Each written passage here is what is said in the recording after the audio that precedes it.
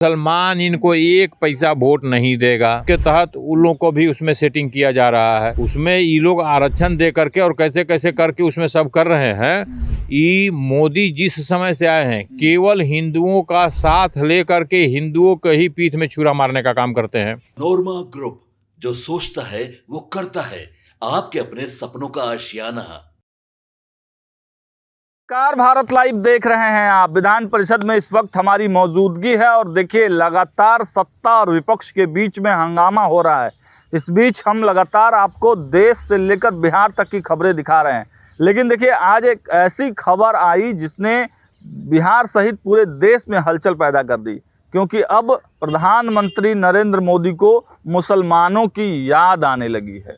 क्या बिहार चुनाव से पहले मुसलमान को अपने पाले में करने के लिए यह भारतीय जनता पार्टी का एक बहुत बड़ा फैसला है, जो प्रधानमंत्री नरेंद्र मोदी और भारतीय जनता पार्टी हिंदुत्व के एजेंडे पर काम करती है। अब उसने ईदी देने की नई योजना लागू की है। इसको लेकर भी सदन में खूब चर्चा हुआ। हमारे साथ इसी मुद्दे पर बातचीत करेंगे वरिष्ठ पत्रकार हैं दया शंकर तिवारी। सर, बहुत स्वागत है सर आपका। धन्यवाद। सर, कैसे देखते हैं मोदी को अब मुसलमान याद आ रहे हैं क्या? देखिए, मोदी जो है शुरू से हिंदुओं को ठगने वाला काम करते हैं। नरेंद्र मोदी आईएएस की बहाली में भी देख लीजिए, जितना बहाली कांग्रेस के समय में मुसलमानों की नहीं हो रही थी उससे ज़्यादा बहाली मुसलमानों की अभी आईएएस आईपीएस में हुई है।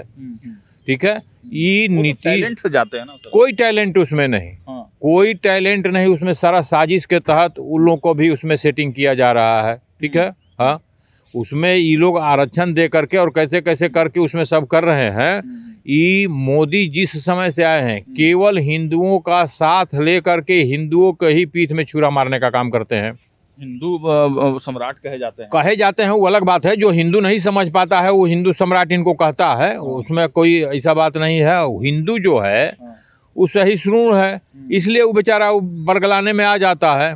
ठीक है, आज के डेट में इमीडिएट मोदी को हटा करके प्रधानमंत्री से और योगी आदित्यनाथ को प्रधानमंत्री तुरंत बना देना चाहिए। मोदी जो है वो हिंदुओं का वोट लेकर के हिंदुओं के ही पीठ में छुरा मारने का काम करते हैं। आप अभी ईदी दे रहे हैं, इसके पहले आपको होली गया है।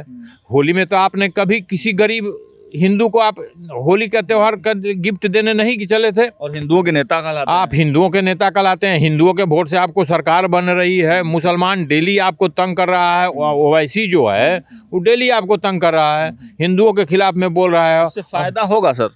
कोई फायदा नहीं है। ये केवल पैसा बर्बाद कर रहे हैं देश का पैसा। अच्छा, मोदी जी जो ईडी का किट दे रहे हैं, ये अपने पैसे से दे रहे हैं क्या? अपने वेतन वाला पैसा दे रहे हैं? सरकार का पैसा है।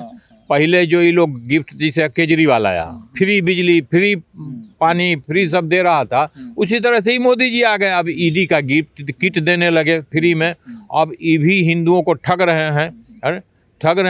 ईदी उदी इनको देने से कोई फायदा नहीं होगा। मुसलमान इनको एक पैसा वोट नहीं देगा। ठीक है, टोटल वेस्ट है और पब्लिक का पैसा ही बर्बाद कर रहे हैं। इनको कोई इससे फायदा होने वाला नहीं है। ये हिंदुओं को केवल मूर्ख बना रहे हैं और हिंदू इनसे अलग हटेंगे। ठीक है, अलग हटेंगे, निश्चित हटेंगे। अब हम ही बीजेपी को वोट देते थे, हम नहीं देंगे इसको। तुम ईडी का वोट दे रहे हो। एक से एक गरीब है, झोपड़ी में रहता है, वो बेचारा होली में उसको यहाँ पूरी नहीं बन पाया, पुआ नहीं बन पाया। 5 किलो जो अनाज दे रहे हैं, उस राशन कार्ड रहेगा तब ना उसको मिलेगा। पटना शहर लोगों का राशन कार्ड नहीं है। पटना में ऐसे बहुत झोपड़ी में रहने वाले हैं, ठेले वाले हैं, इतना चलाते हैं उनका कि यहाँ का मंत्री चाहे विभाग जो है का राशन कार्ड नहीं बनाया है। जब राशन कार्ड नहीं बना उसका, तो उसको राशन मिलेगा नहीं। तो उसके यहाँ तो होली का दिया जला नहीं, चूल्हा जला नहीं। वो बेचारा कैसे हूँ अपना कुछ खा करके रह गया। आप ईदी का जैसे किट देने चलते हैं, उसी तरह जरा होली में किट बंटवा देते हिंदुओं में। आप दिवाली में दिवाली का किट एगो बंटवा देते। हाँ भाई, जिसके यहाँ पटाखा नहीं है, जिसके यहाँ बच्चों का कपड़ा वपड़ा नहीं है पहनने के लिए, उसको करवा देते। ये मोदी जी हिंदुओं के नाम पर हिंदुओं को ठग करके और सारा पैसा अपना सरकार का, हिंदुओं के टैक्स का पैसा ये बर्बाद कर रहे हैं मुसलमानों पीछे। मतलब आपको क्या लगता है, क्या रणनीति क्या होगी? क्या बिहार से आवाज़ उठी है?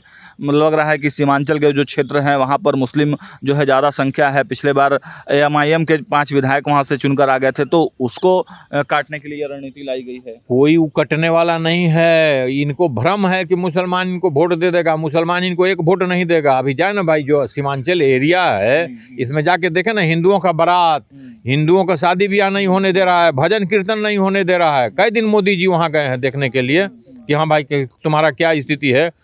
जितना सीमांचल है सब मुस्लिमों के कब्जे में आते जा रहा है और मोदी जी को उससे कोई मतलब नहीं है। आपको लगता है कि गिरिराज सिंह जैसे हिंदूवादी जो नेता हैं उसको आगे आना चाहिए इस पर? गिरिराज सिंह भी कोई हिंदूवादी नेता नहीं है। वो देख ले, ये होगा रुद्राक्ष पहनने से क्या उससे कोई नेता नहीं। सीधा है कि मोदी को तुरंत कुर्सी से उतारिए, योगी आदित्यनाथ जी को प्रधानमंत्री बनाइए। हाँ ठीक है, उनको ही एकदम प्रधानमंत्री, जब तक योगी जी नहीं बनेंगे तब तक कि देश हिंदुओं से के फेवर में नहीं जाने वाला। तो लोग जैसे अभी उठा रहे हैं कि चलिए सेकुलर देश है, अगर मोदी ने किया है तो ये अच्छी बात है। हिंदुओं को तो सब चीज़ मिलता ही है, आवास दिया जा रहा है, सड़क दिया जा रहा है, बिजली दिया जा रहा है, अनाज दिया जा रहा है। अगर ईदी दे दिया गया तो क्या दिक्कत है? क्या है तो जो मोदी जी जो कर रहे हैं, आवास, प्रधानमंत्री आवास जो दे रहे हैं, तो क्या राशन कार्ड दे रहे हैं, तो क्या मुसलमानों के लिए नहीं है क्या? जो रोड बनवा रहे हैं, जो घर द्वार दे रहे हैं, जो बिजली दे रहे हैं, उसमें मुसलमान नहीं जला रहा है क्या? वो हमसे ज़्यादा जला रहा है और चोरी छिपे भी जला रहा है। अभी वहाँ का यूपी में देख लीजिए, वो कौन एमपी है, वो इतना दिन से बिजली फ्री है, जला रहा था टोका फंसा करके, उसका पूरा मोहल्ला जला रहा था। आप कई गो पर FIR करके अंदर कर दिए।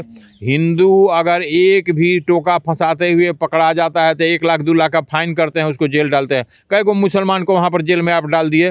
वो MP अभी लफुआ ऐसा घूम रहा है, उसको तो पहले अरेस्ट करना चाहिए था।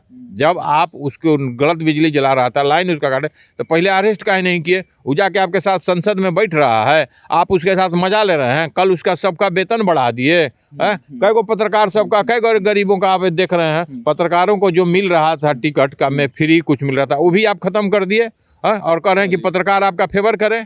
एक अंतिम और छोटा कमेंट मैं चाहूंगा। ओवरऑल मतलब इस ईदी वाला मैटर पर मुसलमानों का वोट तो नहीं ही मिलेगा, बल्कि हिंदुओं का वोट भी, हिंदुओं का वोट बीजेपी से अब कट रहा है। ठीक है, और ये इनका लक्षण जो है, इनका आदत जो है, इनका संस्कार जो देख करके अब हिंदू समझ गए हैं कि बिना योगी आदित्यनाथ के देश सुधरने वाला नहीं है।